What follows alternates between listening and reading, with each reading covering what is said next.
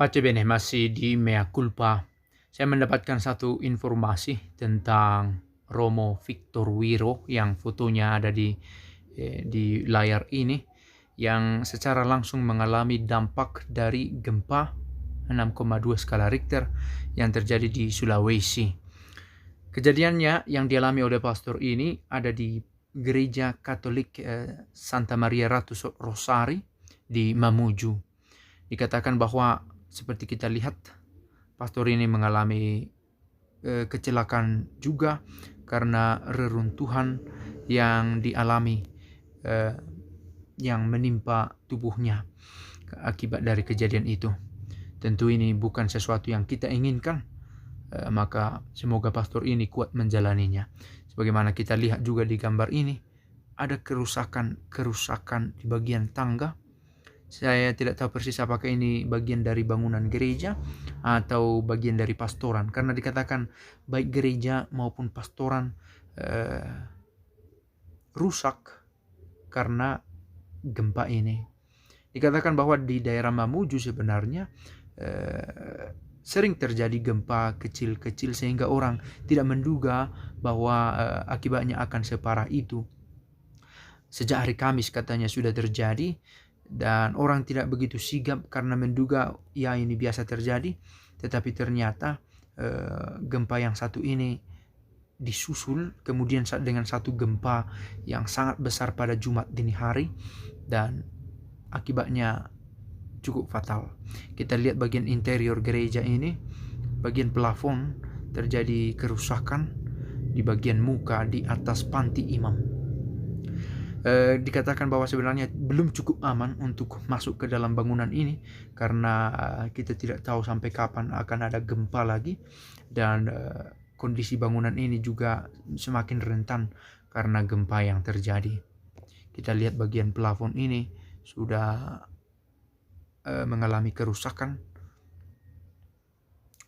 Ada gambar ikon di bagian muka ini. Dan dikatakan bahwa sebenarnya patung-patung yang ada di gereja ini juga roboh di bagian muka, juga di dalam gereja.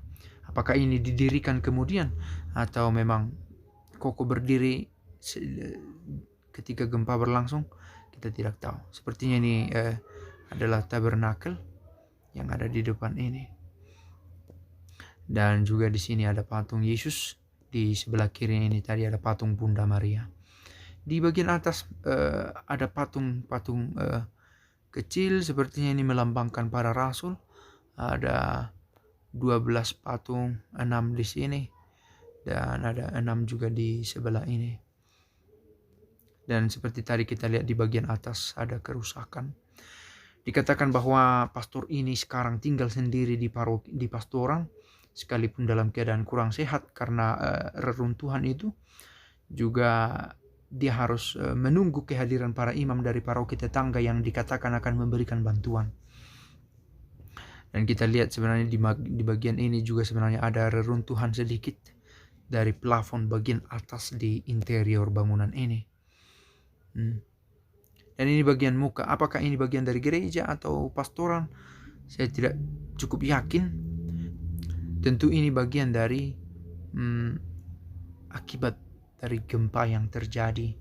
Dikatakan sebenarnya bahwa patung-patung yang ada di muka juga mengalami kerusakan, tetapi didirikan kemudian. Tetapi apakah kedua patung ini memang berdiri sejak semula atau memang didirikan setelah terjadi gempa?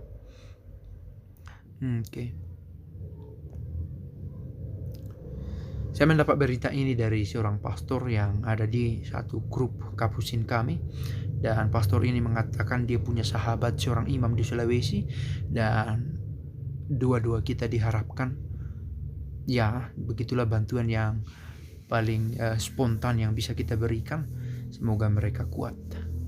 Nah, ternyata semua orang mengalami bencana juga, maka tidak tepat menilai peristiwa ini sebagai langsung mengukur bagaimana Allah mengasihi kita, baik dalam suka maupun duka, dalam bencana maupun syukur. Toh kita harus memaknai itu dalam peristiwa iman. Ada saat kita mengalami kesulitan dan kita yakin bahwa selalu ada masa yang lebih baik. Tentu ini bukan peristiwa yang diharapkan, tidak diinginkan, tetapi ada peristiwa iman yang bisa kita temukan di sini. Kita tidak melulu melihat ini sebagai bencana semata, tetapi mengingatkan kita bahwa keabadian hanya ada dalam Kristus. Semua yang kita bangun, hasil dari karya tangan kita akan berakhir. Tidak ada yang abadi. Sejauh itu buatan kita sendiri, sejauh itu manusiawi dan duniawi. Tetapi kalau kita mengharapkan bantuan Tuhan,